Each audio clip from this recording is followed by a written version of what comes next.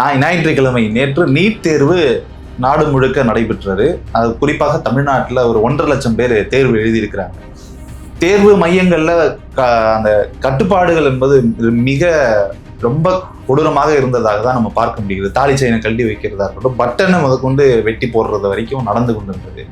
அண்ணன் சீமான் அவர்களும் எதிர்ப்பு தெரிவித்து பேசியிருந்தாரு. எடப்பாடி பழனிசாமி அவர்களும் பேசியிருக்கிறாரு.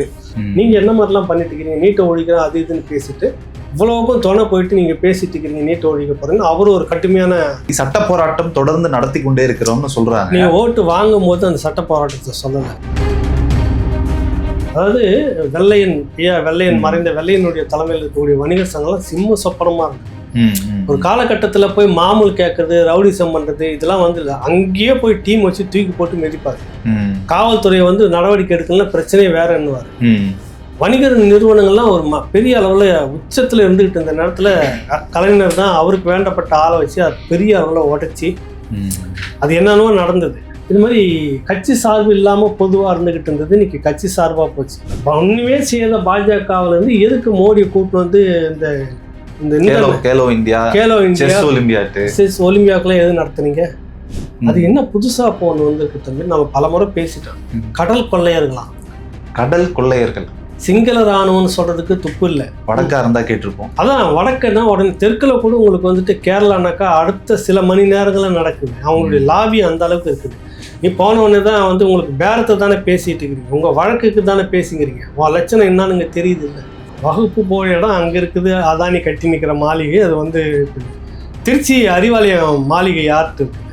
வகுப்பு போகிற இடம் யாருக்கிட்ட இருக்குது? இன்னைக்கு யார் வச்சுக்கிட்டு இருக்கிறீங்க? அந்த மாவட்டத்து திமுக ஐயா கே நேரு அவர்கள் தான். இதுக்கு என்ன யார் பேசுறது? இதுக்கு யார் பதில் சொல்றது? மும்பை அதானிக்கு போயிடுவாங்க. தமிழ்நாட்டு அதானி இருக்கிறாங்களே, அதானிகள் இருக்கிறாங்களே, அது நாங்க தானே எப்படி பேச. தமிழ்நாட்டு அம்பானியே இருக்கிறாங்களே, அம்பானி அதானியை சொல்லுது. இது அந்த அம்பானி அதானி கிட்ட ஒப்பந்தம் போடாம நிறுத்துங்களேன் நீங்க. இன்னொரு பக்கம் ஐயா சுபவீர பாண்டியன் அவர்கள் ஒரு பெரும் குற்றச்சாட்டை வைத்திருக்கிறார். சினிமா படங்களை நடித்ததை தவிர வேறு என்ன வரலாறு அவருக்கு இருக்கிறது, அவர் அரசியலுக்கு வந்து ஆட்சியை பிடிக்க போறேன்னு சொல்லிட்டு இருக்கிறாரு அப்படின்ற. ஏன் சிறன் தம்பி, ஏன் சார் ஒரே ஒரு கேள்விக்கெல்லாம் பதில் சொல்லணுமான்ற? ஏன் அவர் உதயநிதி கேட்கறதுக்கு பயந்துட்டு விஜயை கேட்கிறார் தம்பி. அரசியல்ல இதெல்லாம் சாதாரணமாப்பா. ராவணா பார்வையாளர்கள், தமிழ் உறவுகள் மற்றும் ராவணா நலம் விரும்பிகளுக்கு வணக்கம். நான் ராகவேந்திரன் பன்னீர்செல்வம். அரசியல் இதெல்லாம் சாதாரணமாப்பா நிகழ்ச்சிக்கு உங்களை அன்புடன் வரவேற்கிறேன். வணக்கம் ஐயா. வணக்கம் ராகவ். எப்படி இருந்தது டூரிஸ்ட் ஃபேமிலி திரைப்படம்? நேற்று பார்த்தோம். ஆமாம், அது ஐபிசியில இருந்து அந்த நெறியாளர் தாட்சாயினி வந்து அழைச்சிருந்தாங்க. ஐபிசி சார்பா இந்த படத்தை கொஞ்சம் ப்ரமோட் பண்றாங்க. ஈழ மக்களை வச்சு, குறிப்பாக அகதி என்பதை வைத்து எடுக்கப்பட்ட அந்த படம் அப்படின்னு தொடக்கத்தில் அவங்க சரியாக சொல்லலை. ஒரு திரைப்படம் வந்து ஓடிக்கிட்டு இருக்குது இது அப்படின்றது நமக்கு தெரியாது. நம்ம அந்த பக்கம் இல்லை திரைப்படத்துறை சார்பாக கவனிக்கிறதுல பொதுவாக நான் என் பழக்கம். அதாவது எல்லாம் சேர்ந்து இயக்குனர் கலைஞர், நீங்கள், நான் எல்லாம் சேர்ந்து போய் பார்த்தோம். மிக அருமையான ஒரு திரைப்படம். நல்ல அருமையான ஒரு படைப்புன்னு தான் சொல்லணும். குறிப்பாக அந்த நாடு விட்டு நாடு வர அந்த ஈழ அகதிகளுக்கு அப்படின்னு அவங்க சொல்கிற அந்த உறவுகளுக்கு அந்த பேரோட எப்படிலாம் அவங்க வந்து நெருக்கடியை சந்திக்கிறாங்க அப்படின்றது ஒன்று. அந்த நெருக்கடியை வந்துட்டு நகைச்சுவையாகவும் வலி நிறைந்ததாகவும் ரெண்டு கலந்து கொண்டு போக அளவுக்கு ஒரு பெரிய வலி மட்டுமே காமிச்சிட்டு போனால் ஒரு டாக்குமெண்ட்ரி மாதிரி ஃபிலிம் ஆகும். அதுக்குள்ளே நகைச்சுவையும் சேர்ந்து சொல்கிறப்ப நல்ல அருமையான திரைப்படமாக அமைஞ்சிருக்குது. குறிப்பாக வந்து இப்போ இங்கே வந்து கடலில் வந்து இங்கே வந்து கரையேறின பிற்பாடு ராமேஸ்வரத்தில் இருந்து கரையேறின பிறகுதுலேருந்து என்ன நடக்குது அப்படின்றது அந்த கதை. இங்கே வந்துட்டு ஒரு வேலையை செய்கிறாரு, வேலை செய்கிற இடத்துல இருந்த நெருக்கடி அது எப்படி திரும்பவாகுது, அன்பால் எல்லை தாண்டி எந்த மக்களையும் வந்து அன்பால் கட்டுப்படுத்த முடியும், அன்பால் வந்து எதையும் சாதிக்க முடியுன்றது அந்த படம் சொல்லக்கூடிய ஒரு விஷயம். கடைசியாக சொல்லக்கூடிய ஒரு வார்த்தை, ஒன்று அகதின்னு யார் சொன்னா அப்படின்னு ஒரு வார்த்தையை சொல்லியிருப்பார். அதோட முடியுது. நீ அகதி இல்லை, நீ உறவு அப்படின்றத சொல்லுவார். ஒரு இங்கே இருக்கக்கூடிய ஒரு காவலர், நீ அகதி கிடையாது, இங்க இருக்கக்கூடிய அந்த உறவு ஒன்று. அகதின்னு யார் சொன்னா? இவ்வளவு பேர் இருக்காங்க உனக்காக. ஏன்னா அந்த ஒரு கட்டத்துல வந்து என்ன பண்றாங்க, கரையில இறங்குன உடனே ஒரு குப்பையை போய் போட்டுட்டு வாடகை காரில் சென்னை நோக்கி வருவாங்க. அப்போ அந்த குப்பை போட்ட அந்த இடத்துல தான் உடனே ஒரு 2-3 நாளில் குண்டு ஒன்று வெடிக்குது. உயிருக்கு யாருக்கும் ஆபத்து இல்லை. அப்போ இது வந்து ஒரு பெரிய வழக்காக மாறுது. அங்கேருந்து ஐசன் கமிஷனர் வந்து நார்த் இந்தியன், அவன் வந்து ஏற்கனவே ஒருத்தனை வந்து வேற ஒரு வழக்கில் கிடைச்சவனை போட்டு அடின்னு அடிச்சதுல வந்து அவன் ஐசியூவில் போய் அட்மிட் ஆகிட்டு அவர் நிறைய அங்கே எதிர்பார்த்து இதெல்லாம் வரல. இப்போ லாக்அப் டெத்துனாவே குறிப்பாக அவர் சம்மந்தப்பட்டவரை அரெஸ்ட்ன்ற மாதிரி இருக்கும். உயர் அதிகாரி வந்து இதை டைவர்ட் பண்ணுறதுக்காக அந்த வழக்கு எடுத்து நீ அதையாவது அதில் முடி நீ அப்படின்னு ப்ரெஷர் போடுறாரு. அப்போ வலுக்கட்டாயமாக வந்து இவர்கள் தான் குற்றவாளி அப்படின்னு முடிவு பண்ணிட்டு தேடுறது தான் கதை. அதுக்குள்ளார நிறைய காமெடி, அந்த பொடியை ஒருத்தர் நடிச்சிருக்கான். அப்புறம் அது ரொம்ப நகைச்சுவையாக அந்த தம்பி ஒருத்தர் மூத்த மகன் அங்கிருந்து வந்த அந்த அகதின்னு சொல்லப்படுற அந்த கதாபாத்திரங்களுக்கு, அதாவது சிம்ரன் சசிகுமார் 2 பேரும் கணவன் மனைவி. ஒரு பையன் இருக்கிறான் கல்லூரி முடிச்சவன். அவன் முன்னே இருக்கிறான். என்ன காரணம்னா அவனுக்கு ஒரு ஃப்ளாஷ்பேக், அந்த மண்ணில் ஒரு பொண்ணை லவ் பண்ணி விட்டுட்டு வரான், அப்பா கிட்ட அதுக்காக முறைக்கிறான் அப்படின்னு. அப்புறம் அதில் ஒரு காட்சி வருது, ரொம்ப உருக்கமாக இருக்குது. பிரிச்சுட்டு வந்ததால தானே அவனுடைய காதலை பிரிச்சுட்டுன்றதுக்காக தானே அப்பா மேலே கோபமாக முறைச்சி பேசிட்டு இருக்கிறப்ப ஒரு சின்ன சலசலப்பு, அவனை எதிர்த்து பேசுகிறான். அப்புறம் வந்து எனக்கு அது மட்டுமே கோபம் இல்லை, கேம்பஸ் இன்டர்வியூ வந்து நான் வேலையில் சேர்ந்துட போகிறன்ற சூழ்நிலையில் தான் நான் விட்டுட்டு இங்கே வர வேண்டியதாக இருந்தேன். எனக்கு பண்ணிட்டீங்களே, நான் வந்து நீ ஓடி ஓடி உழைச்சதெல்லாம் உன்னை உட்கார வச்சு நான் சாப்பாடு போடணுன்னு இருந்தேன், நீ உன் கஷ்டத்தெல்லாம் நான் பார்த்து தான் படிச்சுட்டு இருந்தேன், இந்த நேரத்தில் இப்படி பண்ணிட்டேன்ற கோபம் தான் உங்கள் பேரில் இருக்குது ஒழிய காதலை பிரிச்சுன்ற கோபம் இல்லைப்பா அப்படின்ற. அதில் ரொம்ப நேர்த்தியாக கதை பின்னப்பட்டிருக்குது. அந்த இடத்துல அவனுடைய காதல் என்ன ஆச்சு அப்படின்னு பார்த்தீங்கன்னாக்கா, அவங்களுக்கு அவர் வந்த 15 நாள்லயே அந்த பொண்ணுக்கு மேரேஜ்ல டான்ஸ் ஆடுறது, அதில் வந்து அதை சொல்கிறான். அது அப்புறம் திரும்ப அந்த அடுத்த சீனில் அந்த பொண்ணுக்கு மேரேஜ் நடந்துச்சு இன்னைக்கு காலையில் அப்படின்னு எல்லாம் ஷாக் ஆகுறாங்க. அவர் சொல்கிறாரு, பாரு வந்து 15 நாளில் அந்த காதல் நிலையாக நிற்கல பாரு, ஒரு ஸ்ட்ராங்காக என்னை வந்து அவன் கல்யாணம் பண்ணிப்பான்ற நம்பிக்கை இல்லாமல் பட்டுன்னு மாறிடுச்சேன்னு வீட்டில் கட்டாயப்படுத்தி இருப்பாங்கப்பா. அப்போ கூட அந்த பொண்ணுக்காக தான் பேசுகிறான். அது ஒரு காட்சி முடியுது. அப்புறமா அடுத்த ஒரு சீனில் வந்துட்டு அப்பாட்ட அந்த சமாதானம் ஆயிட்டு அந்த வீடியோ காட்டும், அந்த பாருப்பான்னு பார்த்தா அந்த பொண்ணு குத்தாட்டம் போடுது ஒரு பாட்டுக்கு, புரியுதில்ல? அப்போ அது எவ்வளோ ஜாலியாக அந்த திருமணத்தை எடுத்துக்கிட்டு அந்த வாழ்க்கைக்குள்ளே போயிடுச்சு. லவ் பண்ண நீ தான் இப்படி இருக்கிறன்றத சொல்லாமல் சொல்லி அந்த இடத்துல நகைச்சுவையாகவே மாறுது. அது ஒரு பகுதி.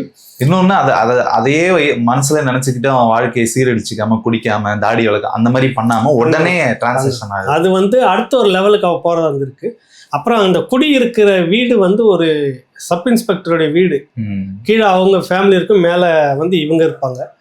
2 பேருக்குமே காமெடியாக இருக்கும். அவர் பேச வரப்போ முதல்ல சொல்லி கொடுத்தாரு யோகி பாபா. அவர் வந்துட்டு சிம்ரனுக்கு தம்பி, முன்கூட்டியே இங்கே வந்து அண்ணனா, இங்கே வந்து ஏற்கனவே செட்டில் ஆகிட்டு இங்கே இருக்கிறாரு. அவர் தான் நிறைய போலி ரேஷன் கார்டு, போலி ஆதார் அட்டை இதெல்லாம் சேர்ந்து வாக்காளர் அட்டை வரைக்கும் ரெடி பண்ணிட்டு பேருக்கு தான் இதெல்லாம் வச்சுக்கணும், இதை பயன்படுத்தக்கூடாதுன்னு சொல்லிட்டு இருக்கிற அந்த சீன்லாம் வருது. அப்போ ஒரு அந்த இன்ஸ்பெக்டருக்காக எஸ்ஐக்குமே இவங்களுக்குமே முதல்ல வந்து அப்படியே ஒரு மாதிரி ஆகிறப்ப அது ஒரு நல்ல காமெடியாக இருக்கா. அந்த இடத்துலையும் வந்து கேரளான்னு போய் சொல்கிறாங்க, அந்த மொழியெல்லாம் அப்படி இருக்குதே, ஓ கேரளாவா அப்படின்னா அவன் கேரளாவில் பேசி பார்ப்போம்னு என்கிட்ட மோனேன்னு சொல்ல போகிறப்ப அது ஒரு பெரிய நல்ல காமெடி ஒர்க் அவுட் ஆயிடுச்சு. ஆமாம், திரையரங்கே நல்லா அது இருந்தது. அந்த எண்ட மோனே அப்படின்றத வந்து இவன் வேற வார்த்தைன்னா திட்டுற மாதிரி சொல்கிறேன்னொன்னு, ஐயோ நான் அதை சொல்லலைன்றார் எஸ்ஐ. அவரும் அப்புறம் ஒரு கட்டத்தில் வந்து என்னன்னா, அங்கே படமே மெயினாக என்னன்னா, அன்பால் எதையும் வெல்ல முடியும், எந்த நாட்டிலையும் எந்த மக்களையும் அப்படின்றது தான். அந்த குடியிருப்புகளை ஒவ்வொருத்தரும் தனித்து விடப்பட்டவர்களாக, ஒருத்தருக்கு ஒருத்தர் பேசி கொள்ளாதவர்களாக, அறிமுகம் அல்லாதவர்களாக, பக்கத்து வீட்டில் என்ன நடக்குதுன்னு தெரியாதவர்களாக, இப்படின்னு பல வகையில் இருக்கக்கூடியவங்க அப்படிதான் வாழறாங்க. இல்லை, மொத்த நகரமே இப்போ நகர வாழ்க்கை அப்படிதானே மாறிடுச்சு. இங்கே அப்படிதான், பக்கத்து வீட்டில் என்ன நடக்குதுன்னு நமக்கே தெரியல. அதுதான் சொல்கிறான். அந்த அந்த இதை வந்து உடைக்கிறான் வந்துட்டு. அங்கே வந்து ஒரு மரணம் நிகழ்ந்து கொஞ்சம் கொஞ்சமாக பழக ஆரம்பிக்கிறாங்க. திடீர்னு அந்த பக்கத்து வீட்டில் இருக்கக்கூடியவங்க வந்துட்டு அவங்களுக்குன்னு யாருமே இல்லை, கணவன் மனைவி 2 பேர் தான். அவர் எப்பவுமே ஒருன்னு தான் இருந்துகிட்டு இருப்பார். அந்த அம்மா மட்டும் இவங்ககிட்ட வந்து பேசிக்கிட்டு இருக்கோம். திடீர்னு ஒரு நாள் எப்பயுமே என்னை எழுப்புற கணவர் வந்து எழுப்பலை, பயமாக இருக்குது எனக்கு. அதெல்லாம் ட்விஸ்ட் சீன் சார். ஆமாம், அது பிரமாதமாக இருக்குது அந்த இடம்லாம். அதே மாதிரி அந்த பையன் தனிமையில் இருக்கிற அந்த பையனுக்கு ஒரு ஃப்ளாஷ்பேக் எல்லாமே அருமையாக பின்னப்பட்டிருந்தது. இந்த பையன் தான் இயக்குனர். ஆமாம், அந்த தம்பி தான் இயக்குனர். ஆமாம், அருமையாக இருந்தது. கடைசியாக ராமேஸ்வரத்துலேருந்து தேடி வர அந்த நார்த் இந்தியன் போலீஸு எல்லாருக்கிட்டையும் விசாரிக்கிறப்ப இவனை காப்பாற்ற வேணும் அப்படின்றதுக்காகவே வந்து எல்லாருமே வந்துட்டு இலங்கை தமிழ்லேயே பேசுவாங்க. அப்போ அவனுக்கு ஒரு கன்ஃபியூஷன் ஆகும். நீங்கள் எல்லா ட்விஸ்ட்டையும் உடச்சி விட்றீங்க. ஆமாம், இல்லை அது அந்த ட்விஸ்ட் இல்லை, அது சொல்கிறேன் அந்த இடத்துல. அப்புறம் அந்த இடத்துல வந்து ஒரு முக்கியமானது என்னன்னா, நான் பேசுகிற இலங்கை மொழி உனக்கு பிரச்சனையா இல்லை என் தமிழே பிரச்சனையா உனக்கு அப்படின்னு கேள்வி கேட்குறாங்க நார்த் இந்தியன் அதிகாரிக்கிட்ட. அதுதான் ஒரு நல்ல இடமா மாறுது. அடுத்தது அந்த இன்ஸ்பெக்டர் ஒரு நார்த் இந்தியன் சிங்கு கிட்ட பார்த்தோன்னே அவனும் சிங்கு ஐசன் கமிஷனர் சிங்கு தன் இனத்தை சேர்ந்தவன் வந்துட்டான், அப்பாடா நிம்மதியை, நமக்கு நிறைய தகவல், இவனாவது உண்மையை பேசணும்னு கேட்டா அவனும் இலங்கை தமிழ்ல தான் பேசலாம், எனக்கு ஹிந்தி தெரியாதுன்னு. நல்லா முடிச்சிருக்கிறாங்க. படம் அருமையான படம், கட்டாயம் வந்து எல்லோரும் இதை பார்க்கணும். அதுல யோகி பாபு ஒன்று சொல்லுவார், இங்க எல்லாம் சப்போர்ட்டா தான் இருப்பானுங்க, இங்க இருக்கிற தமிழ் மறைமுகமா அரசியல் நெருக்கடியா 2-3 இடத்துல அரசியலும் பேசப்படுது, நெருக்கடி வர இடத்துல விட்டுட்டு போயிடுவானுங்க அப்படின்னா. படம் இறுதியில வந்து அப்படி நெருக்கடி வந்தாலும் விடாம கை கொடுக்குறவங்க தான் இந்த மக்கள் அப்படின்றத ப்ரூவ் பண்ணி காட்டுற மாதிரி இயக்கியிருக்காங்க. ரொம்ப அருமையான படம். பிரச்சனைகளை, வலியை, சூழ்நிலையை சொல்லக்கூடிய ஒரு படம். அதை நேர்த்தியா கொண்டு வந்திருக்கிறார், ஒரு டாக்குமெண்ட்ரி மாதிரி இல்லாம போர் அடிக்காம மிக சிறப்பான ஒரு படமாவே வந்துச்சு. வெற்றி படம்னு நினைக்கிறேன். வெற்றி, உறுதியா வெற்றி. பாசிட்டிவ் எண்டிங் கிளைமேக்ஸ், கூடுதலா ரத்தம் சிந்தல, வயலன்ஸ் இல்ல, கத்தி கூச்சல் போடல, எதுவுமே இல்ல. ரொம்ப மென்மையான அதே நேரத்துல 2-3 இடத்துல வயிறு குலுங்கி சிரிச்சு. அதாவது ஒரு சென்டிமெண்டான சீன், கண்ணீர், சோகமான காதல் கதையை சொல்லிட்டு இருக்கிறப்ப திடீர்னு பொண்ணு ஆடின படத்தை கொட்டி பாருங்க போன உடனே வந்த சிரிப்பு இருக்குல்ல, தேட்டரே அது இருந்தது. அதே போல இன்னொரு இடத்துல இந்த சர்ச்சில் பேசும்போது ரொம்ப உருகி போயிருக்கு. அந்த சமயத்துல டக்குன்னு போட்டு பையன் மண்ணுடைய அந்த விஷயம் உருகிறாங்க. அப்படியே எல்லாருமே கண்ணு அழாத குறை நிறைய பேருக்கு தேட்டர்ல. நம்ம இயக்குனர்லாம் ஒரு இடத்துல கண்ணை தொடச்சு சொன்னார், கர்ச்சிக்குலாம் நனைஞ்சிட்டு. அந்த நேரத்துல அந்த பையன் அடிக்கிற காமெடி இருக்குல்ல, செம்ம காமெடி. அது நல்லா இருந்தது படம். அது வந்து ஒரு வாழ்த்தை சொல்லணும் இயக்குனருக்கு, இப்படியான படங்கள் தொடர்ந்து வளர வேண்டும் அப்படின்றது தான் நம்ம நோக்கம், எண்ணம். அதே ஞாயிற்றுக்கிழமை நேற்று நீட் தேர்வு நாடு முழுக்க நடைபெற்றது. அது குறிப்பாக தமிழ்நாட்டில் ஒரு 1.5 லட்சம் பேர் தேர்வு எழுதியிருக்கிறாங்க. தேர்வு மையங்கள்ல அந்த கட்டுப்பாடுகள் என்பது மிக ரொம்ப கொடூரமாக இருந்ததாக தான் நம்ம பார்க்க முடிகிறது. தாலி செயினை கழட்டி வைக்கிறதா இருக்கட்டும், பட்டனை முதற்கொண்டு வெட்டி போடுறது வரைக்கும் நடந்து கொண்டிருந்தது. அண்ணன் சீமான் அவர்களும் எதிர்ப்பு தெரிவித்து பேசியிருந்தாரு. எடப்பாடி பழனிசாமி அவர்களும் பேசியிருக்கிறாரு. இதற்கு ஒரு எண்டே இல்லையா அப்படின்ற ஒரு கேள்வி எழுகிறது. இது என்ன கொடுமைன்னா, இப்போ நார்த் இந்தியாவெல்லாம் பார்த்தீங்கன்னா காவல்துறை இவ்வளவு கெடிபிடி பண்றது இல்லை. தேர்வு எழுதும் இடத்துக்குள்ள போய் அங்கே வந்து தேர்தல் கண்காணிப்பாளர் இருப்பாங்க ஒரு அறைக்கும். அது அந்த நிறுவனம் நடத்தக்கூடிய தேர்தல் நடத்தக்கூடிய அந்த தேர்வு நடத்தக்கூடிய அந்த அமெரிக்க நிறுவனம், அந்த நிறுவனத்தினுடைய ஏஜென்சியை அந்த ஆசிரியர்களை அவங்க பார்த்துக்கிறாங்க. அவங்க வெளியில தான் இருக்கும். அந்த அந்த வகுப்பறைக்குள்ளாரவே காவலர்களை போய் நிறுத்துற அந்த போக்கு இங்கே தான் அதிகமாக இருக்குது. நார்த் இந்தியாவிலலாம் அந்த மாதிரி வட நீட் தேர்வு வேணான்னு சொல்ற மாநிலத்துல காவல்துறை எல்லா உதவியும் பண்ணுது, எல்லா சப்போர்ட்டும் கொடுக்குது அந்த தேர்வுக்கு. அந்த தேர்வு எழுதி நீ ஒரு முதலமைச்சராக என்ன இந்த இப்படி ஒரு நெருக்கடியில் இந்த தேர்தல் நடத்துறத நான் கண்டிச்சுக்கிறேன்னு எப்பயாவது அறிக்கை விட்டாரா? எல்லா உதவியும் நீ தான். அந்த மாணவிகளை தரவா அப்படி போட்டு துணியெல்லாம் மாற்ற சொல்லியிருக்கிறாங்க நிறைய இடத்துல. உள்ளாடையெல்லாம் கூட மாற்றி கட்டிட்டு போன்றதெல்லாம் ஒரு கட்டத்தில் நடந்திருக்கு. அப்புறம் நீ என்ன இங்கே வந்து நடத்துறதுன்னு ஒரு அது இல்லை, அது ஒரு சொல்ல முடியல அந்த விஷயத்த. நேற்று பார்த்தா ஒரு பெண் வந்து தாலியை கணவனே காட்டுறான், கட்டிக்கிட்டு அவசரமாக உள்ள ஓடுது, கட்டி கொடுத்துட்டு ஓடுது. அப்போ இந்த அளவுக்கு நெருக்கடி எதுக்கு இருக்கணும்? நார்த் இந்தியாவில் எந்த மாநிலத்திலும் இப்படி ஒரு சோதனை இல்லையே. இந்த நீட் தேர்வே வேணாம்னு சொல்லக்கூடிய உன்னுடைய மாநிலத்தில் இப்படியான நெருக்கடிக்கு என்னுடைய காவல்துறை ஒத்துழைக்காதுன்னு ஒரு முறை சொல்லு. என்ன கட்டாயம் கொடுத்தாங்கன்னு என்ன விதி எழுதி இருக்குதா? நீ ஏன் போய் படுத்துக்கிற அங்கேயே போயிட்டு எதுக்கு இவ்வளோ ஒத்துழைப்பு எதுக்கு? நீ இது நடக்கிறது ஒரு அநீதி. இந்த அநீதிக்கு இவ்வளோ ஒத்துழைப்பு நீ கொடுத்து விட்டு நாங்கள் நீட்டை ஒழிப்புன்னு ஏமாத்திட்டுக்கிறேன். இது ஒரு கட்டம். சீமான் வந்து புடின்னு பிடிச்சிருக்கிறார். உண்மையில அதெல்லாம் பார்த்தீங்கன்னா ஒரு நல்ல சொர்ண நடிச்சில் சுரீர்னு கோபம் வரணும். அது மூக்குத்தியெல்லாம் கூட கழட்டி பார்த்து அனுப்பிச்சிட்டு எல்லாத்தையும் பண்ணிட்டு பட்டன் எடுத்துக்கிட்டு ஒரு ஆபரணமும் இருக்கக்கூடாது, எல்லாத்தையும் எடுத்துட்டு இப்படி அதுக்குன்னு தனியா வந்து இப்ப நீட்டுக்கான டாப்ஸ்னே வந்துடுச்சா? அசிங்கமா இல்லையா உங்களுக்குன்னு கேள்வி கேட்கிறாரு. நார்த் இந்தியாவில் வட இந்தியாவிலலாம் பார்த்தீங்கன்னா தேர்வு எழுதுறப்ப பார்த்து எழுதுறதுக்கு அனுமதிச்சுட்டு வெளியில காவல்துறையினர் யாருன்னா வராங்களான்னு அவங்க சேர்ந்து கண்காணிக்கிறான்.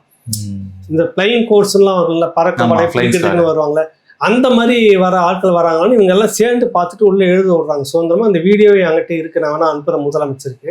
நீங்க என்ன மாதிரிலாம் பண்ணிட்டு இருக்கிறீங்க, நீட்டை ஒழிக்கிறேன் அது இதுன்னு பேசிட்டு இவ்வளவுக்கும் துணை போயிட்டு நீங்க பேசிட்டு இருக்கிறீங்க நீட்டை ஒழிக்க போறீங்கன்னு அவரு ஒரு கடுமையான அட்டாக். நம்ம மாநிலம் நேர்மையா தேர்வு நடத்துறோன்றதை காட்டுறாங்களா? இல்ல நீ போய் மாநில மத்திய அரசுன்னு சொல்றக்கூடிய இடத்துல காலில் உட்காந்துட்டு இருக்கிறேன்னு அர்த்தம். அது வேற ஒண்ணும் இல்லை.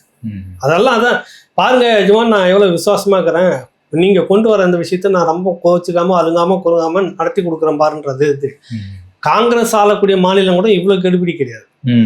புரியுதுல்ல? நீங்க அதை விட ரொம்ப மட்டமா பண்ணிட்டு நீங்க ஒத்துழைக்கிறீங்கன்னு நம்ம சொல்லலாம். முதலமைச்சரும் சரி, தமிழக அரசும் சரி, சட்ட போராட்டம் தொடர்ந்து நடத்தி கொண்டே இருக்கிறோம்னு சொல்றாங்க. நீங்க ஓட்டு வாங்கும் போது அந்த சட்ட போராட்டத்தை சொல்லல. அதுதான் எடப்பாடி அரசு அவர் கொடுத்தாரு. நேற்றும் ஒரு மாணவி கயல்வெளின்னு சொல்லிட்டு திண்டிவனம் மேல்மருவத்தூர் பக்கத்துல ஒரு கிராமத்துல இன்னைக்கு தேர்வு எழுத போகணும். விடிஞ்சா நேற்று காலையில எழுப்ப போறாங்க.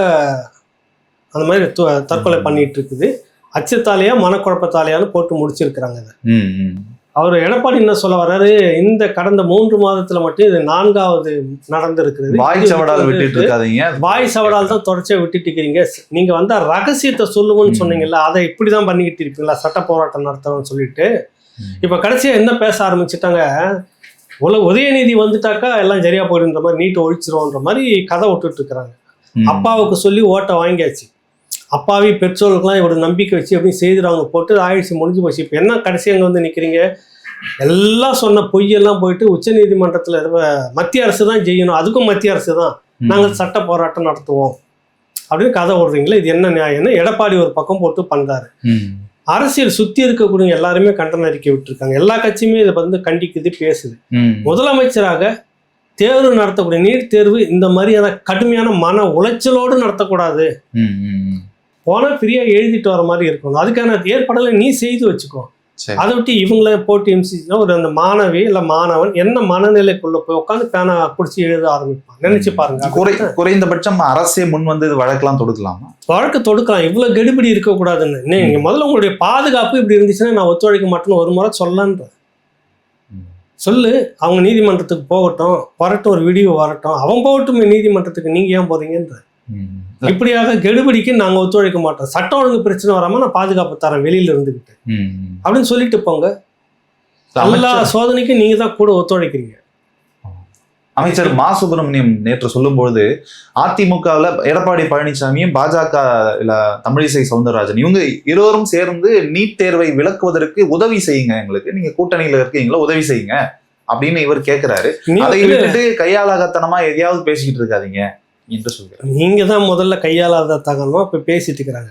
இவரெல்லாம் மீறி எனக்கு வாக்களியுங்கள், நான் உங்களுக்கு வந்து வந்தோன்னே நீட்டை நான் நீக்கிறேன்னு சொல்லி போய் சொல்லி ஓட்டை வாங்கி அதிகாரத்துல உட்காந்துட்டு ப்ளீஸ் நீங்க வாங்க 2 பேர் ப்ளீஸ் நீங்க வாங்கலாம், எனக்கு அதுக்கு அவங்களுக்கே ஓட்டு போட்டு அவங்களே உட்கார வச்சுட்டு போயிடுறோம்.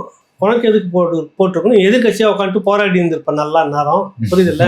நேற்று இன்னொரு சம்பவம் நீங்க பேசும்போது குறிப்பிட்டது, பொன்முடியினுடைய பேத்தி. பேரன் சிகாமணியோட மகன் கௌதம் சிகாமணி பேரனுக்கு வந்து நீட் எழுதுறதுக்கு கொஞ்சம் கார்ல இறக்கி விட்டுட்டு வராங்க எல்லாருமே. கரெக்டா?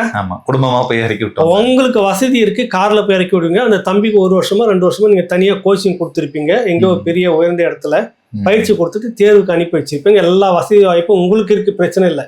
அவன் பேரனை அனுப்பிட்டல, புறக்கணிச்சிட்டீங்களா? இல்லை. அப்புறம் என்னை போல உங்களை போல இருக்கிற பாமரனுக்கு அந்த நீட் தேர்வு மேல ஆசை வருமா வராதா? நிச்சயமா. உன் குடும்பத்துல வந்து டாக்டர் ஆகணும், நாங்க ஆகக்கூடாதுன்னு வருது இல்லை? நாங்கள் பயிற்சி எடுத்த மாதிரி நீங்களும் பயிற்சி எடுங்க. அந்த அளவுக்கு வசதி வாய்ப்பு, அந்த காசு எனக்கு கொடுத்துறீங்களா? நீட் தேர்வு எங்க படிச்சாலும் அதுக்கான கட்டணத்தை அந்த 2 மாசமோ 3 மாசமோ ஒரு 6 மாசம் வச்சுக்கோங்க. 6 மாச கட்டணத்தை எல்லாருக்கும் மாநில அரசே கொடுக்கணும். ஒத்துக்கிறியா? சட்டமன்ற உறுப்பினர்களுடைய 6 மாச சம்பளத்தை தியாகம் பண்றோம். முன் வரலாமே. வரலாம், வாங்கல. அவங்களுடைய செலவெல்லாம் குறைச்சிட்டு சட்டமன்ற உறுப்பினர் செலவெல்லாம் உண்மையாலுமே நீட் தேர்வுக்கு எதிராக போராடுறவங்க இதை செய்திருக்கலாம்ல. நீங்க அரசு தரப்பு அதுக்கான பயிற்சின்னு வச்சிருக்கீங்க. என்னத்துக்கு பயிற்சினா அந்த தனியார் பயிற்சியில வரவங்க எல்லாம் மேல மார்க் எடுத்து போயிட்டு இருக்கிறான். நீங்க உங்களுடைய பயிற்சி என்ன ஆச்சுன்னு தெரியல. அப்ப இவ்வளவு சிக்கல் உங்களுக்குள்ள வச்சுக்கிற உங்களுடைய பேரனுக்கு பயிற்சி கொடுத்து தேர்வு எழுதி அனுப்புறப்ப எனக்கு அந்த வசதி வாய்ப்பு இல்லையா? அதான நீட்டோட சிக்கல். அது எதிர்க்கிறதுக்கு குறைஞ்சபட்சம் உங்கள் தரப்பில் புறக்கணிக்கணும். என் பேரன் எழுத மாட்டான், எங்கள் குடும்பத்தில் நீங்கள் மட்டும் வசதியாக படிக்க வச்சு அனுப்பிக்கிங்க, நாங்கள் நீட் தேர்வு நீங்கள் ரத்து பண்ணிட்டு இருப்போம், உங்கள் பேரனை எழுத சொல்லலாம். எழுதாமே நேராக டாக்டருக்கு மெரிட்டில் அனுப்பிட்டு போங்களாம். எதுக்கு எழுதணும்? இப்போ எவ்வளோ முரண்பட்டது பாருங்க திமுக. காலங்காலமாக தேர்வை எதிர்த்து கொண்டு இந்த பக்கம் தேர்வுக்கு தயாராகிட்டு இருக்குது. அவங்க நடத்துகிற தனியார் இன்ஸ்டியூட்டில் எல்லாமே வந்து அவங்கள்தான் இருக்கும். பொதுவாக கல்லூரிகள் எழுத அனுமதிக்கிறது நடத்துறது எல்லாமே அவங்க தானே. ஏன் ஒத்துழைக்க மாட்டேன்னு சொல்லிட்டு போங்க. உங்களுக்கு தேர்வு நடத்தாம இருக்க முடியாது. நாங்க நடத்திட்டோம். என்னுடைய காவல்துறை இந்த அளவுக்கு ஒத்துழைக்காது. சட்டப்படி என்ன செய்யணும், சட்டம் ஒழுங்கு பிரச்சனை வராமல் நாங்கள் பாதுகாத்துக்கிறோம். ம். விட்டு கொண்டு போகிறாங்களா இல்லையான்றது டீமை போட்டு நீங்கள் சோதனை பண்ணிக்கோங்க. ம். இந்த கெடுபடி இருக்கக்கூடாது என்னுடைய ஸ்டேட்டுக்குள்ள அப்படின்னு நீங்கள் சொல்லணும். இது வரைக்கும் காரணம் 4 வருஷம் ஆச்சு. முதல்வர் பக்கத்துல இருந்து எந்த ஒரு அறிக்கையும் வரல. ஒண்ணுமே இல்லை. இன்னைக்கு கூட 17 இப்போ 18வது உயிர் போயிட்டே இருக்குது. இன்றோட 4வது ஆண்டு கூட நிறைவு பெறுது ஆமா. திமுக ஆட்சிக்கு வந்து. ஆமா, இன்ன வரைக்கும் உங்களுக்கு இந்த அந்த போயிடுச்சு. வந்துருச்சு. 4 நேற்றும் ஆண்டு இந்த நிறைவேறி 2 நாள் தான் தாண்டி பதவியேற்ற நாள். தாண்டியாச்சு. நீங்கள் இன்னும் அந்த கதையை ஓட்டிட்டு இருக்கிறீங்க. மக்கள் தான் அதெல்லாம் உணரணும். எப்படிப்பட்டவர்கள் இவங்கெல்லாம், என்ன சொல்லி ஓட்டு கேட்குறாங்க, பிறகு என்னென்னலாம் பேச்சை மாத்துறாங்க அப்படின்றத பார்க்கக்கூடியதாக இருக்குது. இனிமேலாவது நீங்கள் திருந்தணும்னா நமக்கு நல்ல விடிவு கிடைக்குன்னு நம்ம புரிஞ்சுக்கிட்டா மக்களுக்கு நல்லதுன்னு நம்ம சொல்ல வரோம். சரி, வணிகர் சங்க மாநாடு நடந்தது. அது வணிகர் சங்கத்துல 2 குழுவாக பிரிந்து விட்டார்கள். அதுல ஒரு குழுவுல நேற்று எடப்பாடி பழனிசாமி அவர்கள் கலந்து கொண்டு பேசியிருக்கிறார். அது சர்ச்சையாக இருக்கிறது என்று. இல்லை, அதுதான் பொதுவாகவே இவர்கள் தங்களுக்கு சாதகமானவர்களை வைத்து இப்படியான பெரும் சங்கங்களுக்குள்ளாக பிளக்கிறது, போகிறது, உடைக்கிறது, இந்த மாதிரி வேலையெல்லாம் செய்யறது தான் நாசுக்காக சொல்லி காட்டினாருமே. அதாவது வெள்ளையன் மறைந்த வெள்ளையனுடைய தலைமையில் இருக்கக்கூடிய வணிகர் சங்கம்லாம் சிம்ம சொப்பனமா இருந்தது. ஒரு காலகட்டத்தில் போய் மாமூல் கேட்கறது, ரவுடிசம் பண்றது, இதெல்லாம் அங்கேயே போய் டீம் வச்சு தூக்கி போட்டு மிதிப்பாரு. காவல்துறையை நடவடிக்கை எடுக்கணும்னா பிரச்சனையே வேற என்னவாரு. வணிகர் நிறுவனங்கள்லாம் ஒரு பெரிய அளவில் உச்சத்தில் இருந்துகிட்டு இருந்த நேரத்தில் கலைஞர் தான் அவருக்கு வேண்டப்பட்ட ஆளை வச்சு அது பெரிய அளவில் உடைச்சி அது என்னென்னவோ நடந்தது. இந்த மாதிரியாக செய்யக்கூடிய சம்பந்தப்பட்டவரோட மகன் எம்எல்ஏ, திமுக எம்எல்ஏ. ஆமா, அதுக்கு தானே அவர் ஆசைப்பட்டாங்க, அதுக்கு தானே உடைச்சாங்க. அதை உடைச்சவருக்கு அப்புறம் சீட்டு இல்லைன்னா அது என்ன அர்த்தம்? புரியுது இல்லை? இது மாதிரி கட்சி சார்பு இல்லாம பொதுவா இருந்துகிட்டு இருந்தது இன்னைக்கு கட்சி சார்பா போச்சு. அதை சொல்லி காட்டாரு. போதை மருந்து, கஞ்சா இதெல்லாம் போட்டு கடைக்கு கடை, அதாவது பியூட்டி பார்லர்ல இன்னொரு கடை வரைக்கும் எதுவுமே பாக்கி இல்லை. எல்லாத்துலேயுமே மாமூல் வாங்க வேண்டியது, கட்ட பஞ்சாயத்து பண்ண வேண்டியது, பணத்தை கட்டுறது, மிரட்ட வேண்டியது தினசரி நடந்துகிட்டு இருக்குது. இந்த அரசு கையாலாகாத அரசாது, துப்பு இல்லாத இவர்கள் இன்ன வரைக்கும் இதை பண்ணிட்டு இருக்கிறாங்க. தடுக்கவே முடியல. வணிக நிறுவனங்கள்லாம் நிம்மதியாக இல்லை. அதிமுக ஆட்சியில் இருந்த மாதிரி இப்போ கிடையாது. எங்க பாரு இவர்கள் ஆட்கள் தான் மிரட்டிக்கிட்டு காசு வாங்கிட்டு இருக்காங்கன்னு போட்டு நேற்று பொலந்து கட்டி இருக்கிறாரு. அது உண்மை. அதுதான் நம்ம திமுகவின் அமைப்பு செயலாளர் திரு RS பாரதி அவர்கள் ஒரு விஷயத்தை கேட்டிருக்காரு. 2009-14 காங்கிரஸோட திமுக கூட்டணியில இருந்த போது இந்த மாநிலத்திற்கு கொண்டு வந்த திட்டங்கள் எத்தனையோ திட்டங்கள் இருக்கு. அதே போல நீங்க பாஜக கூட அதிமுக கூட்டணியில இருந்த காலத்துல ஆட்சியில இருந்த போது கொண்டு வந்த திட்டங்கள் என்ன பட்டியல் போட முடியுமா உங்களால அப்படின்னு அவர் அப்படியே இல்லை, பக்கத்திலே தானே இருக்கிறாரு. பக்கத்துல TR பாலை கேட்க சொன்ன நானா சொன்னேன், நீங்களா சொன்னீங்க? இல்ல, TR பால் இருக்கிறாரு. நீ எதுக்கு யாராவது சொல்ல முடியுமா? ப்ளீஸ், யாருன்னா சொல்றீங்களா? ரோட்ல போறவங்க எதிர்கட்சி பார்த்து நீங்க ஏன் கெஞ்சிக்கிட்டு இருக்கீங்களான்னு. TR பால தான் சொன்னாரு. 11 மருத்துவக் கல்லூரியில வெள்ளித்தட்டுல வச்சு மோடி கொடுத்தாரு எங்களுக்குன்னு. நீங்க தானே சொன்னீங்க. அவரை மாநில அரசுக்கு செய்யலன்னு சொல்றீங்க. அரசியலுக்காக ஏதாவது இல்ல, RS பாரதி திமுகக்குள்ள இருக்கிறாரா இல்ல வெளியில இருக்கிறாரா? வெட்டி விட்டாங்களா? இல்ல, திமுகவின் பிரதான அமைப்பு செயலாளர், செய்தி தொடர்பாளர் மாதிரி தான். உங்களுடைய கட்சி பொருளாளர் TR பாலு கொஞ்ச காலத்துக்கு முன்னாடி தான் பேசினாரு. அவரை மோடி இங்க கூட்டு விழா கொள்ளலாம் நடத்தி 11 மருத்துவக் கல்லூரி திறந்து வைக்கும் போது சொன்னாரு. நடந்துச்சு இல்ல? வாங்கினது அதிமுக. அதிமுகவுக்கு கிரெடிட் கொடுக்காம எங்க சாதனை நீங்க ஸ்டிக்கர் ஓட்டுனீங்க. உங்க தொழில ஸ்டிக்கர் ஓட்டுற தொழில் தான். எல்லாத்துக்கும் ஸ்டிக்கர் ஓட்டுறது உங்க வேலை. அப்ப TR பாலு சொன்னது பொய்யா இல்ல RS பாரதி சொல்றது பொய்யா? அவரை கூப்பிட்டு TR பாலு என்னப்பா நீங்க பொய் சொல்லிட்டீங்க. நீங்க அவர் கேட்க முடியாது, ஏன்னா சீனியர் TR பாலு. இவர் கேட்க முடியாது. RS பாரதி வயசு ஒன்னா இருக்கலாம், பதவியில சொன்ன கட்சி பதவியில கேட்க முடியாது. ஆனா குறைஞ்சபட்சம் என்ன ஏன் அப்படி பண்ணீங்க?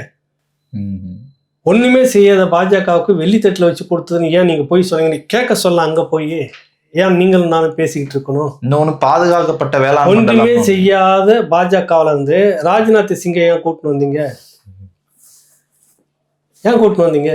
மீண்டும் மீண்டும் புரோட்டோகால் தான். என்ன புரோட்டோகால்? ஆட்சியில இருக்காங்க, நம்மளும் ஆட்சியில இருக்கோம். நீ வேணாம், உன் ஸ்டேட்டுக்கு உங்க தலைவரோட பேர்ல நானே வெளியிட்டீங்க, நீங்க வெளியிட்டுட்டு போங்க, நீங்க கொண்டாடுங்க.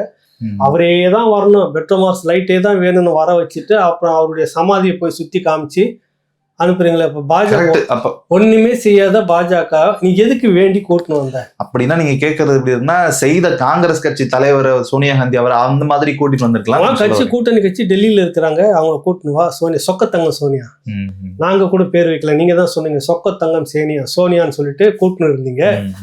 என்ன அந்த மாதிரி கூப்பிட்டு இருக்கலாம், ராகுல் காந்தி கூப்பிட்டு இருக்கலாம், ஏன் கூப்பிடல? சரி, ஒண்ணுமே செய்யாத பாஜகவில் வந்துட்டு வெங்கையா நாயுடே தான் வேணும்னு ஓமந்தூர் ராமசாமி ரெட்டியாருடைய வளாகம் இருக்குல்ல, கவர்மெண்ட் அந்த எஸ்டேட். அரசு மருத்துவமனை, அதுக்கு எதுக்கு கருணாநிதி சிலை பெருசா திறந்திருக்கீங்க? அது பாஜக ஒண்ணுமே செய்யாத பாஜகவில் வந்து வெங்கையா நாயுடே தான் வேணும் உங்களுக்கு துணை ஜனாதிபதி ஏன் கூப்பிட்டுட்டு வந்தீங்க? வெங்கையா நாயுடு வந்தாதான் சரியா இருக்கும். இவங்க லாபிலாம் வந்து பண்ணி உங்களுக்கு மட்டும் ஒன்றும் நடக்காம பார்த்துக்கிறதுக்காக வேண்டி உங்க சார்பான ஸ்பை அவரு. ஒண்ணுமே செய்யாத பாஜக. அப்பொழுது அவர் துணை ஜனாதிபதியா இருந்தார்ல சார். அதான் ஏன் கூப்பிட்டீங்க? ஒண்ணுமே செய்யாத பாஜக தானே, ஏன் கூப்பிட்டீங்கன்னு கேட்கறேன். ஒரு முன்னாள் முதலமைச்சருக்கு ஒரு துணை ஜனாதிபதி வந்து திறந்து வைத்தா ஒரு மரியாதை இல்லையா? அப்படி உன் கட்சியில கூப்பிட்டு ஒருத்தனை திறந்தீங்கன்னா மரியாதை வராதா? பாஜகவுல இருந்து வெங்கையா நாயுடு வந்தா தான் உங்களுக்கு மரியாதையா? அப்ப நீங்க எந்த அளவுக்கு தரம் மோசமா இருக்குது உங்களுக்கு? அந்த தகுதி உங்ககிட்ட யாருக்கிட்டையுமே இல்லையா? சோனியா காந்தி வந்து திறந்து வச்சாக ஆகாதா? சொல்லுங்க. ஒண்ணுமே செய்யாத பாஜகவுல இருந்து எதுக்கு மோடியை கூப்பிட்டு வந்து இந்த கேலோ இந்தியா ஒலிம்பியாக்கெல்லாம் எது நடத்துனீங்க? எதுக்கு நடத்துனீங்க? ஒண்ணுமே செய்யாத பாஜக தானே, புறக்கணிச்சிட்டு போங்க. தெலுங்கானாவில் நடந்துச்சுல, புறக்கணிச்சிட்டு இருந்தாங்கல்ல, தொடர்ச்சியா நடந்தது இல்லை, அந்த மாதிரி நடந்துட்டு போ. அதனால ஆட்சி இழந்துட்டு இருக்காரு அவரு. அப்ப நீ இது பேசாத, புரியுதுல்ல? நீ இந்த வசனம் எல்லாம் பேசாதீங்க. ஒன்றும் செய்யாத பாஜக செய்துதான் இல்லையான்றது அது அப்பாற்பட்டது. உங்களுக்கு இதை சொல்லக்கூடிய தகுதி இல்லைன்னு நம்ம சொல்ல வரோம். உங்க டிஆர் பால் இப்படி சொல்லியிருக்கிறாரு, நான் சொன்ன ஒரு 3-4 காரணம், இதுக்கெல்லாம் பதில் முதல்ல தேடி பாருங்க ஐயான்னு அவருக்கு சொல்றோம். நாகையில 3வது நாளாக மீனவர்கள் போராட்டத்தில் ஈடுபட்டு இருக்காங்க. மீன் பிடிக்க போகவே இல்லை. நாட்டு படகு ஏற்கனவே அது 60 நாள் ஏதோ இது விட்டுருக்காங்க, தடைக்கால மீன்பிடி தடைக்கால விட்டுருக்காங்க. அந்த நாட்டு படகு இதெல்லாம் வந்து என்னன்னா, அந்த தொடர்ச்சியா இலங்கை அது என்ன புதுசா போன்னு வந்திருக்கு தம்பி, நம்ம பல முறை பேசிட்டோம். கடல் கொள்ளையர்களாம். கடல் கொள்ளையர்கள் சிங்கள ராணுவம்னு சொல்றதுக்கு துப்பு இல்லை. அது ஒரு நட்பு நாடு, கோவப்பட்டுரும்ல உங்களுக்கு. சரி, கடல் கொள்ளையர்கள்னா ஒண்ணு அந்த நாட்டுல இருந்து வரணும்ல, இங்க இருந்து. ஆமா, பக்கத்துல உங்களுக்கு தெரிஞ்சு பெரிய நாடு எதுவுமே இல்லை, இலங்கை மட்டும்தான் இருக்குது. உங்களுக்கு சிங்கப்பூர் மலேசியா அந்த பக்கத்துல இருந்து வர முடியாது. இந்த பக்கம் அந்த அந்தமான் இந்த லட்சத்தீவு இருக்குது, அந்த பக்கத்துல இருந்து வர முடியாது. எப்படி வந்தாலும் உங்க ரேடார்ல மாட்டிடுவாங்க. ஆனா பக்கத்துல கை கட்டுற தூரத்துல இலங்கையில இருந்து தானே வரணும் யாரா இருந்தாலும். அந்த போட் யாருது, அந்த நபர்கள் யாரு, சிவில்ல வர ராணுவமா, இதெல்லாம் விசாரிக்கணும் இல்ல, அதுக்கு துப்பு இருக்கணும் இல்ல இந்த அரசுக்கு. கடல் கொள்ளையர்கள் வந்து இவங்க போடுற செய்தி. பஹல்காம்ல துப்பாக்கி சூடு நடந்தது, உடனே இந்த அமைப்பு தான் நடத்துச்சுன்னு கண்டுபிடிக்க தெரிஞ்ச உளவுத்துறைக்கு இது தெரியும். இது ஏன் தீவிரவாதமா இருக்கக்கூடாது? மீனவர்கள் தாக்கப்படுற அந்த விஷயத்துல ஏன் தீவிரவாத நடவடிக்கையா இருக்கக்கூடாது? அதை ஏன் நீங்க அப்படி பார்க்க மாட்டேங்கிறீங்க? அதை ஏன் தேட மாட்டேங்கிறீங்க? அதுக்கு ஏன் நீங்க ஒரு டீம் வச்சு கடல்ல வந்து கடல் கொள்ளையும் எங்க வரான்னு போய் பிடிக்கிற அளவுக்கு துப்பு இல்லாம உன்னுடைய படை, இவ்வளவு பெரிய படை இந்த தமிழனுக்கு இல்லையா அந்த கேள்வி வருதா? சம்பவம் நடந்த இடம் தெற்கு, வடக்கா இருந்தா கேட்டிருப்போம். அதான் வடக்குன்னா உடனே தெற்குல கூட உங்களுக்கு வந்துட்டு கேரளானாக்கா அடுத்த சில மணி நேரங்கள்ல நடக்குது. அவங்களுடைய லாபி அந்த அளவுக்கு இருக்குது. நீ போன உடனே தான் வந்து உங்களுக்கு பேரத்தை தானே பேசிட்டு இருக்கிறீங்க, உங்க வழக்குக்கு தானே பேசிக்கிறீங்க. லட்சணம் என்னன்னு தெரியுது இல்லை? கேரளாவில் அந்த மாதிரி இல்லையே. நீ செய்தா ஆச்சு, என்ன ஆச்சுன்னு அவ்வளோ பெரிய ஒரு நாட்டினுடைய கப்பலையே வந்து மடக்கி நிறுத்தி கைது பண்ணி கொண்டு நிறுத்துறாங்களே கேப்டன். நீங்கள் என்ன செஞ்சது? இந்த இடத்துல வந்தாக்கா கடல் கொள்ளையர்களாம் எப்படி வந்துடுவான்? எல்லைக்குள்ளே வந்து எப்படி வருவான்? சர்வதேச எல்லை வேற இருக்குது. சர்வதேச எல்லை தாண்டி இந்திய எல்லைக்குள்ளே தான் அவங்க மீன் பிடிச்சிக்கிட்டு இருக்கிறாங்க. இவங்க சர்வதேச எல்லைக்கே போகிறதில்ல. அப்படிக்கப்ப இந்த பகுதிக்குள்ளே வரும்போது உன்னுடைய கப்பல் படையும் கண்காணிப்பும் என்ன இருக்குதுன்னு நம்ம கேட்கறோம்ல. உறுதியா வரும். 2 நாடுகளுக்கும் இடைப்பட்ட அந்த தூரத்துல 2 நாட்டுடைய ராணுவமும் இருக்கும். யாரையும் ஒரு டெரரிஸ்ட் வந்துட்டான் அப்படின்னு பேருக்கு வைய உள்ள வந்து அட்டாக் பண்ணிட்டு போறான், இப்படிதான் வேடிக்கை பார்த்துட்டு இருப்பியா? கடல் கொள்ளையின் வேடிக்கை பார்த்துட்டு இருப்பியா? வரவங்க எல்லாமே சினிமாவில் வர மாதிரி யூனிஃபார்மோட தான் வருவாங்களா? இப்ப யாரையோ காப்பாத்துறாங்க. அது நீ இந்தியா இலங்கையை காப்பாது, யாரையோ நேரடியா பேசுறோம். இலங்கையை காப்பாத்திட்டு இருக்குது, இலங்கைக்கு இன்னும் ஊட்டி வளர்த்துட்டு இருக்குது, நல்லா கொழுத்து போய் உட்காந்துட்டு இருக்குது. இப்ப இங்க இருக்கிற மீனவனை வந்து அடிச்சிட்டு இருக்குது, இங்க இருக்க சாவரம் அவங்க கவலை இல்லை. இது பல போராட்டங்கள் வெடிச்சிச்சு. தமிழ்நாட்டு அரசியல் கட்சிகள் சரியானவைகள் அல்ல, எல்லா கட்சியுமே சேர்ந்து சொல்றாங்க. எல்லாருமே சேர்ந்து கூடி பேசி மாபெரும் ஒரு பெரிய போராட்டத்தை மத்திய அரசு நிறுவனங்களுக்கு எதிராக நடத்தணும், ஒரு முறை நடத்தி காட்டணும். அப்பதான் தமிழ்நாட்டின் மீது அது திமுக ஆளுங்கட்சி, அவங்களுக்கு நிறைய செல்வாக்கு இருக்குது. அவர்கள் இறங்கினப்ப போட்டிக்கு அதிமுகவும் வந்தாகணும், தனித்தனியெல்லாம் நடத்தக்கூடாது. நான் அறிவிக்க போறேன் திமுக சார்பா, நாங்கள்ல தொழிற்சங்கம் எத்தனையோ இருக்குது. நீங்க சொன்னாக்கா 32 வகையரா ஒன்னா கூடி வந்து போராட்டம் நடத்தும் இதுக்கு சொல்லி ஒரு முறை அறிவிங்களா? எம்பி நீங்க திமுக நாங்க வரக்கூடாது ஆளுங்கட்சி, மொத்த ஆதரவு உங்களுக்கு நடத்துங்க, எல்லா கட்சியும் ஆர்கனைஸ் பண்ணுங்க, தாராளமா பண்ணலாம். ஒரு முறை நடத்து. பொது பிரச்சனை தானே இது. ஒரு முறை நீங்க நடத்தி காட்டுவீங்கன்னா இங்க இருக்கிற தமிழன்கிட்ட ஓட்டு வேணும், மீனவங்க கிட்ட ஓட்டு வேணும். ஆனா மீனவன் தாக்கப்படுறதை பத்தி நாங்க அறிக்கை கொடுத்துட்டு மட்டும் உட்காந்துக்கோனா அது என்ன அர்த்தம்? அது எல்லா கட்சி அரசியலுக்குமே, நாம் தமிழர் கட்சி உள்பட நான் பேசுறேன். இறுதி போர் காலகட்டத்திலே இது நடக்கல, இன்று நடக்கும்னு எப்படி எதிர்பார்க்குறீங்க? சரிதான், ஏன்னா ஒட்டுமொத்தமா அழிஞ்சப்பவே இல்லை. ஆனா அன்னைக்கு கேட்கறதுக்கு இல்லை, நீங்க விட்டுட்டீங்க வேணுமே டிராமா ஆடி. இன்னைக்கு முடியாது, ஒரு கட்டமைப்பு உருவாக்கி வச்சிருக்குல்ல நாம் தமிழர் கட்சி. 10,000 இளைஞர்கள் ரோட்டுக்கு வருவான்ல, பார்க்கலான்ற நிலைக்கு வந்திருக்கிறாங்கல்ல. உங்களுடைய இதெல்லாம் தாண்டி தானே இன்னைக்கு இவ்வளவு பிரச்சனையை கொண்டு போய் மக்கள்கிட்ட சேர்த்து வச்சிருக்கிறாங்க. அங்க இந்த அரசியல் இன்னைக்கு மாறி இருக்குது, அது வேற விஷயம். ஆனா இது எல்லாம் பேசுவதற்கு செய்வதற்கு தமிழ்நாடு அரசியல் களம் தலைவர்கள் சரியாக இல்லை அப்படின்றது என்னுடைய குற்றச்சாட்டு. இந்த இடத்துல அறிக்கைகளோட நிறுத்தாதீங்க, கூடி பேசி ஒட்டுமொத்தமும் ஒரு வாரத்துக்கு முடக்குங்க, தெரிஞ்சுக்கலாம். அதுவா உன்னுடைய கப்பல் ஏன் இங்க ரோந்து வர மாட்டேங்குது, இங்க இருக்கிற கடல் கொள்ளையினை ஏன் பிடிக்க மாட்டேங்குது கேட்கணும். சொல்லு, பலம் இல்லையா? அது இருக்குது, மனம் இல்லை, அவ்வளவுதான் விஷயம். அதுக்கான போராட்டத்தை நாகை மீனவர்கள் நடத்திட்டு இருக்கிறாங்க. தூத்துக்குடி எம்பி கனிமொழி அம்மா அவர்கள் ஒரு மேடையில பேசும்பொழுது ஒரு பெரிய குற்றச்சாட்டை வைத்திருக்கிறார். பார்த்தன் தம்பி, என்ன எமோஷனலா பேசுறாங்கன்றீங்க. யாருக்கு எதிராகன்றது உங்களுக்கு, நீங்க அதையும் பார்த்திருப்பீங்க. அம்பானியோடைய அந்த பெரிய பங்களா அமைந்திருக்கக்கூடிய இடம் வக்ஃபு போர்டுக்கு சொந்தமான இடம் அப்படின்றது தெரிய வந்திருக்கு. ஆனால் அதை பற்றி எந்த நடவடிக்கையும் எடுக்காம அம்பானிகளுக்கும் அதானிகளுக்கும் இவர்கள் ஆட்சி செய்து கொண்டிருக்கிறார்கள் என்று பாஜகவையும் விமர்சனம் செய்யறாங்க. சரி, இதுல வேற ஏதாவது உள்குத்து இருக்கா, இல்ல சாதாரண போக்குல பண்றாங்க? வகுப்பு போற இடம் அங்க இருக்குது, அதானி கட்டி நிக்கிற மாளிகை அது வந்து இருக்குது. திருச்சி அறிவாலயம் மாளிகை யார்கிட்ட இருக்குது? வகுப்பு போட இடம் யாருக்கிட்ட இருக்குது? இன்னைக்கு யார் வச்சுக்கிட்டு இருக்கிறீங்க? அந்த மாவட்டத்தை திமுக ஐயா கே நேரு அவர்கள். இதுக்கு என்ன யார் பேசுறது, இதுக்கு யார் பதில் சொல்றது? திருச்சியில அறிவாலயம் இருக்குதுல்ல, ஆமா, கலைஞர் அறிவாலயம் இருக்கு. கலைஞர் அறிவாலயமே அட்டை போட்ட நிலம் தானே அது, வகுப்பு போடு இடம் தானே அது. அங்க இருக்கக்கூடிய அந்த மக்களுக்கு அந்த வகுப்பு போடுன்றது அந்த மக்கள், சிறுபான்மை மக்கள், இஸ்லாமிய மக்களுக்காக பயன்படக்கூடியதுக்காக தான் வச்சிருக்குது. அங்க இருக்கிறவங்களாம் அப்புறப்படுத்தி விட்டு அது என்னன்னெல்லாம் கோல்மால் பண்ணி எப்படிலாம் வந்து வாடகை எடுக்கிறது, லீஸுக்கு எடுக்கிற மாதிரிலாம் பண்ணி இன்னைக்கு கலைஞர் அறிவாலயமே கட்டி வச்சுக்கிறீங்களே. தமிழ்நாட்டுக்குள்ள இருக்கிற அதானிகளை யார் பார்க்கறது? இப்ப நீ டெல்லி அதானிக்கு போயிடுவாங்க, இந்த அம்மா மும்பை அதானிக்கு போயிடுவாங்க. தமிழ்நாட்டு அதானி இருக்கிறாங்களே, அதானிகள் இருக்கிறாங்களே, அது நாங்க தானே எப்படி பேச. தமிழ்நாட்டு அம்பானியே இருக்கிறாங்களே, அம்பானி அதானியை சொல்லுது இது. அந்த அம்பானி அதானி கிட்ட ஒப்பந்தம் போடாம நிறுத்துங்களேன். நீங்க நிர்மலா சீதாராமன் தான் சொந்த கிட்டத்தட்ட 54 ஒப்பந்தங்கள் ஸ்டேட் கவர்மெண்ட் அதானி கூட போட்டு வச்சிட்டு இருக்குது, இன்க்ளூடிங் காட்டுப்பள்ளி துறைமுகம். அதான் புறக்கணிங்களா, உங்க அரசு தானே. பரந்தூர் விமான நிலையத்தை நாங்கள் அமைக்க மாட்டோம், நாங்களே கடந்த காலத்தை எதிர்ப்பு தெரிவித்தோம் அப்படின்னு ஏவா வேலுக்கு எதிராக நீங்கள் பேசுங்களா, அவர் அமைச்சே தீர்வுன்றாரு. கனிமொழி சகோதரி வந்துட்டு ஏவா வேலுக்கு எதிராக பேச சொல்லணுமே. நீங்கள் ஏன் அதானி ப்ராஜெக்டுக்கு இவ்வளோ கரகம் தூக்கிட்டு ஆடுறீங்க, காவடி எடுக்கிறீங்க? சார், இப்படி பேசுகிறோம், மேடையில் மோனோலாக் பேசினா எதிர்த்துல யாரும் பதில் சொல்ல மாட்டாங்கன்ற தைரியத்தில் பேசுகிறாங்களா? இப்போ நம்ம கேட்குற இவ்வளோ கேள்வியும் அம்பானி அதானிக்காக இந்த நாடு இருக்குது, சட்டம் போட்டுக்கிட்டு மோடி, கரெக்டு தான், கண்டிக்கக்கூடியது தான்.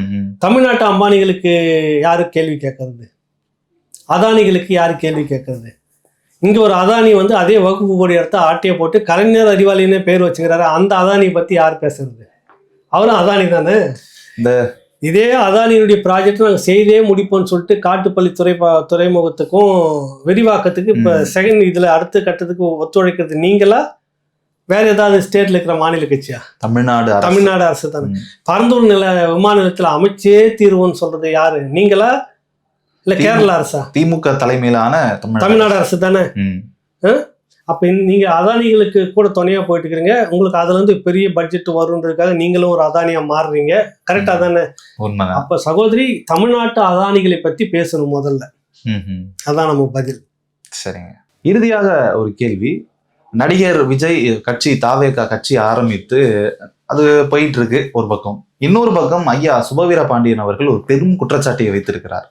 சினிமா படங்களை நடித்ததை தவிர வேறு என்ன வரலாறு அவருக்கு இருக்கிறது, அவர் அரசியலுக்கு வந்து ஆட்சியை பிடிக்க போறேன்னு சொல்லிட்டு இருக்கிறாரு அப்படின்ற. ஏன் சிறன் தம்பி, ஏன் சார் ஒரே ஒரு கேள்வி, பதில் சொல்லணுமான்ற? ஏன் அவர் உதயநிதி கேட்கறதுக்கு பயந்துட்டு விஜயை கேட்கறாரு தம்பி. என்ன நீ புரியலையா உங்களுக்கு? ஓ அப்படி வரீங்களா?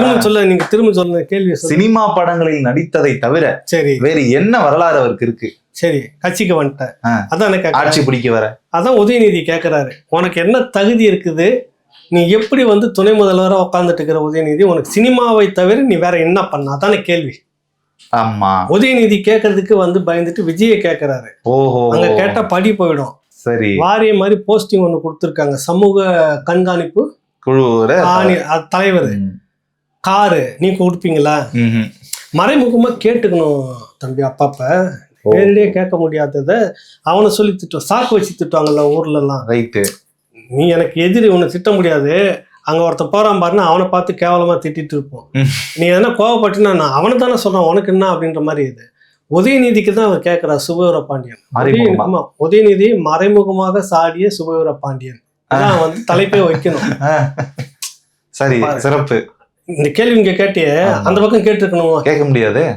ஒரு நல்ல மனுஷனா இருந்தக்குன்னா, உண்மையிலே நியாயமான நீதியை மட்டுமே நீங்க பேசிட்டு இருக்கிறதா சொன்னீங்கன்னா, சரியானதை மட்டுமே பேசிட்டு இருக்கிற ஐயாவா இருந்தாருன்னா, உதயநிதிக்கு இது பொருந்தும் இல்லை. அந்த கேள்வி அப்படி திரும்பி இந்த பக்கம் கேள்வி, உதயநிதி என்ன சினிமா, அவர் என்ன போராட்டம், இவ்வளவு போராட்டங்கள்ல கலந்துகிட்டு இருக்காரு. எப்ப கலந்துகிட்டீங்க? நீட் தேர்வு ரகசியம் வச்சுட்டு, நீட் எதிர்ப்புக்கு ரகசியம் வச்சிருந்தாரு. இதெல்லாம் பெருசு பெருசா வச்சுட்டு இருந்தா, பெருசு பெருசான்றான். எனக்கு அந்த மொழியில எனக்கு தெரியல, அதை நான் சொல்ல வரேன். சரி, என்ன நீ வந்து எங்க அப்பா அரசியல் இருக்கிறதுக்காக நானும் அரசியல் இருக்கணும்னு யார் சொன்னது? நான் அரசியலுக்குலாம் வரமாட்டேன்னு பேட்டி கொடுத்துட்டு உட்காந்துருந்தவர் தானே கடைசி வரைக்கும். ஆமா, சினிமால இருக்கும்போது பேட்டி கொடுத்தீங்கல்ல. சினிமால இருந்துட்டு வேற எங்கன்னா நீங்க போயிட்டு செக் எடுத்தீங்களா? இல்ல. போராடினீங்களா? இல்ல. இந்த சீமான் மாதிரி 1.5 வருஷம் சிறையில இருந்தாரா? எதுவுமே இல்லாமல் சினிமாவில் இருந்த ஒரு தகுதியை மட்டுமே வச்சுக்கிட்டு உள்ள வந்தோன்னா உதயநிதி பார்த்து கேட்கறதுக்கு பதிலாக விஜயை பார்த்து கழுத்திட்டு இருக்கிறாரு. விட்டுருங்க, அதனால 2 பேருக்குமே பொருந்தும் அந்த கேள்வின்னு வச்சுக்கலாம். முழுக்க இங்கதான் பொருந்தும். சரி, புரியல. அதிகாரத்துக்கு வந்தது தானே கேள்வி கேட்கணும். வர்றதுக்கு முன்னாடி அங்க கேட்கறீங்க. வந்துட்டாரியா ஒருத்தர், அவரெல்லாம் கேட்கணும். சரி, திருட வரப்போறான்னு கத்திக்கிட்டே இருக்கிறாரு. உள்ள வந்துட்டு அடிச்சுட்டு இருக்கிறவன, திருடிட்டு இருக்கிறவன இல்ல கேள்வி கேட்கணும். முதல் கேள்வி திருடுற அப்படின்னு இங்கதானே கேட்கணும். வந்துட்டு இருக்கிற ஒருத்தனை பத்தி அவனையே பேசி, சாப்பாட்டுக்கு நேரம் ஆயிடுச்சு சார், அதுக்குதான் சொல்றேன். அதனாலதான் முடிச்சிரும். அது அங்க சொல்லணும். சாப்பாட்டுக்கு நேரம் ஆச்சுன்னா அவரு சொல்லணும். என்ன சொல்ற நீ? சாப்பாடு முக்கியம் இல்ல, அதுதான் முக்கியம். அவருக்கு சாப்பாடு முக்கியம், நமக்கு சாப்பாடுன்னு நினைச்சிடாதீங்க. ஆமா, 2 பேரும் எல்லாருக்கும் சாப்பாடு முக்கியம். உதயநிதி மேல அவருக்கு ஏதோ காண்டு போல இருக்கு. அங்க கேட்கறது இங்க விஜயை நோக்கி கேட்கிறாரு. அதான் பதில். உள்ள ஏதோ கோல்டு வார் நடந்துட்டு இருக்கிறதா சொல்றாங்க. பார்ப்போம். அது மீண்டும் அடுத்த நிகழ்ச்சியில் சந்திக்கலாம். நன்றி, வணக்கம். அரசியல் அதெல்லாம் சாதாரணம், அதை சொல்லக்கூடாதுன்னு வேற சொல்றாங்களே. சீரியஸா பேச மேட்டர்ல நீங்க வந்து இதை ஆட் பண்ணி அந்த சீரியஸ்னஸை கெடுத்துடுறீங்க அப்படின்றாங்க. நடந்ததெல்லாம் சாதாரணமா தானே போகுது நம்ம மக்கள்கிட்ட, அதுக்கு தான் அதை சொல்லிட்டு இருக்கோம். நன்றி. நன்றி.